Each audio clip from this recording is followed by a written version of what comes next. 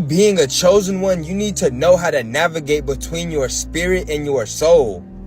Understand that your soul and spirit exist in a form of unison that is balanced within your being. And chosen ones have very ancient and special souls that differentiate themselves from the ones that surround them. Your spirit is the inner fire that gives life to your being's existence. And your soul is the caretaker and nurturer of that fire to make sure that it is well maintained and balanced. And our society is trying to disconnect the spirits and souls of the chosen ones that are on this earth right now. They want to create wild souls who are unnurtured and chaotic within their energy. And they want to create souls that are lost from what they are supposed to be truly nurturing. You are not normal and need to be aware of this warfare that is taking place right now. There's a reason why you were chosen to awaken to this journey. There's some of you out here that is even creating division within our community when it comes to talking about these Caucasian folks, these white folks.